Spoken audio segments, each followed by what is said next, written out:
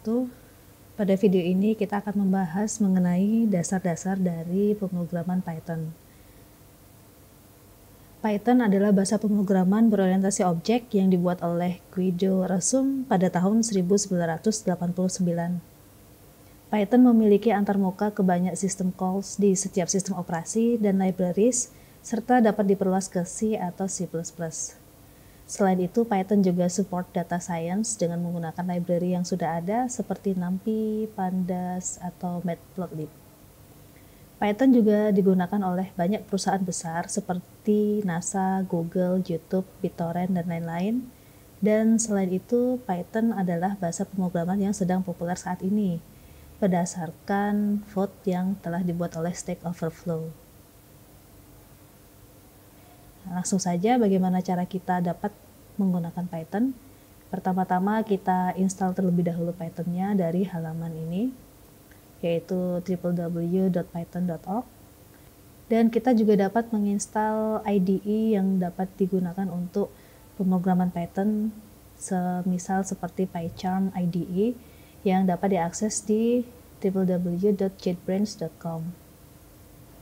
Selain menggunakan IDE ini, kita juga dapat menggunakan IDE yang sudah ada. Semisal kita sudah memiliki IntelliJ IDE, kita dapat menggunakannya dan menginstal plugin untuk Python-nya. Selain itu, yang paling mudah, kita dapat menggunakan Jupyter Notebook dengan mengakses jupyter.org langsung melalui browser kita. Sekarang kita akan coba menggunakan Jupyter Notebook-nya.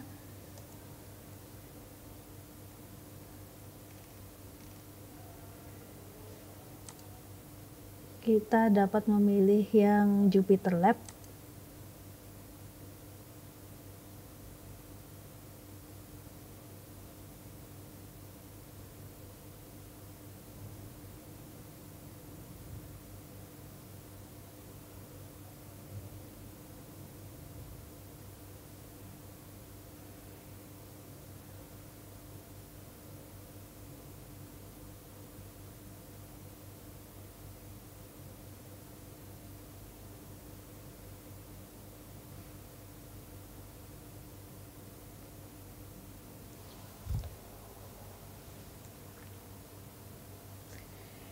Di sini kita pilih yang Python 3.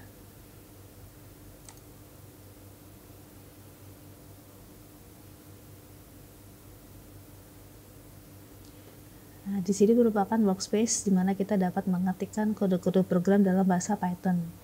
Jadi contoh sederhananya, kita mau mencetak sebuah output, kita dapat mencetak output menggunakan fungsi print dalam kurung objek yang mau dicetak apa. Jadi semisal kita mau mencetak sebuah string hello world, maka objeknya di sini kita masukkan sebuah string hello world. Untuk menjalankannya, kita tinggal mengklik tombol run di sini, lalu akan dieksekusi dan outputnya langsung ditampilkan di bawahnya.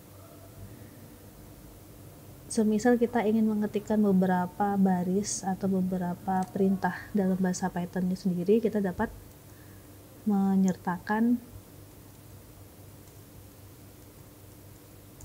langsung di enter, lalu kita menyertakan kode program berikutnya.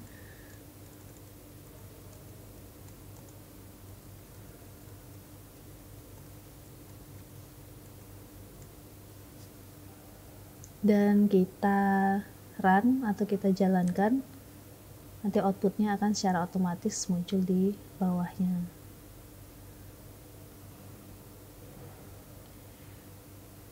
Untuk fungsi print sendiri di sini berlaku kurang lebih sama dengan bahasa pemrograman lain. Jadi ada beberapa karakter literal string yang juga dapat digunakan. Semisal di sini kita ingin memberikan karakter berupa \n ya.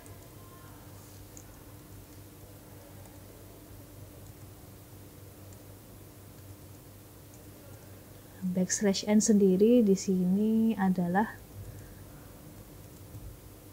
secara otomatis menambahkan baris enter atau nanti akan otomatis ada enter ya sebagai pengganti print di backslash n-nya ini.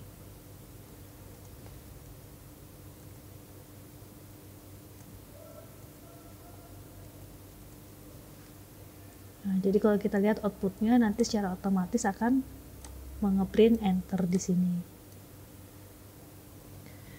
Secara otomatis Python akan menambahkan enter setelah dia mengeprint apa yang ada di dalam objek fungsi printnya ini. Tapi kita juga dapat mengganti akhir dari objek yang di print dengan menambahkan parameter n. Jadi semisal setelah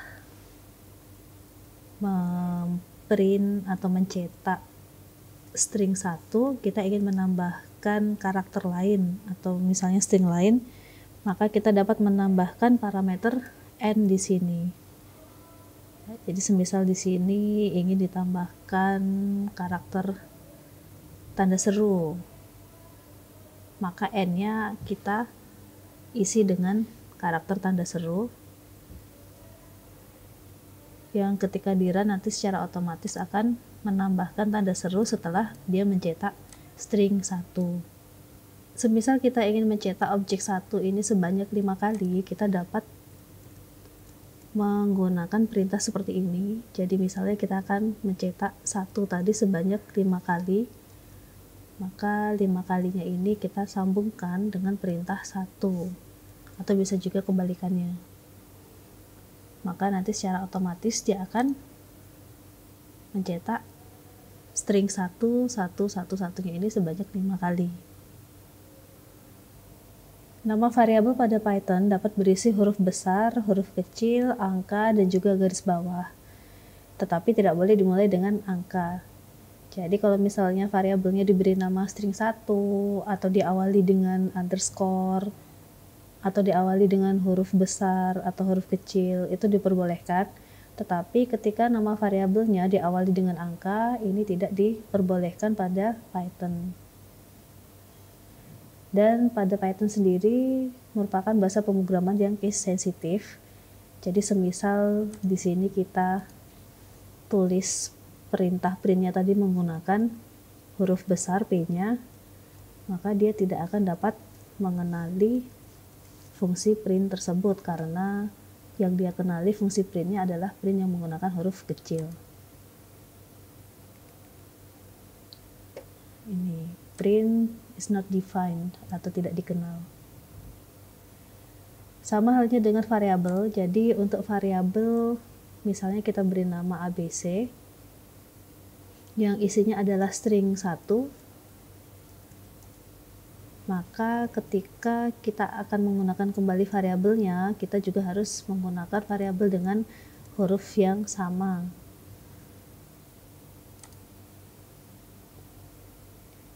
Jika digunakan atau dipanggil menggunakan huruf yang berbeda, maka dia tidak akan dapat mengenali variabel yang dimaksud, kecuali variabel dengan A, B, kapital C ini ada, baru variabel tersebutlah yang diakses di dalam fungsi printnya ini. Ini karena berhubung nama variabelnya beda ya, jadi dia tidak mengenali variabel yang ada B besarnya ini.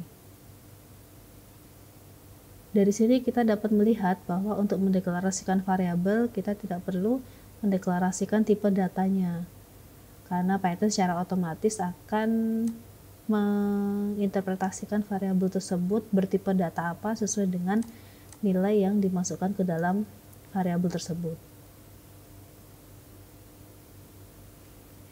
Untuk variabel sendiri kita dapat mendeklarasikan ulang nilai dari variabel.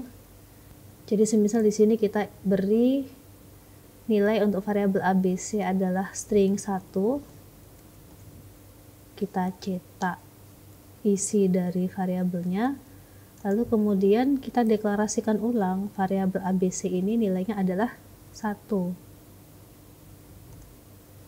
Nah, berikutnya kita dapat menggunakan variabel ABC tadi, misalnya kita tambahkan dengan 2, ini nggak masalah. Karena secara otomatis di sini nilai ABC bukan satu lagi, melainkan di redeclare atau dideklarasikan ulang dengan memberikan nilai 1 yang berupa integer. Jadi ketika ABC ini integer, maka dia dapat dioperasikan penjumlahan dengan angka 2, yang mana hasilnya nanti otomatis jadi 3. Nah, jadi di sini tidak masalah memberikan beberapa nilai untuk variabel, dan di Python di sini akan secara otomatis memberlakukan variabel tersebut tipe datanya sesuai dengan inputan atau nilai yang diberikan ke dalam variabel tersebut. Sekian pembahasan pada video ini mengenai dasar dari Python. Insya Allah kita akan bertemu di video lainnya membahas lebih lanjut lagi mengenai Python. Semoga bermanfaat. Assalamualaikum warahmatullahi wabarakatuh.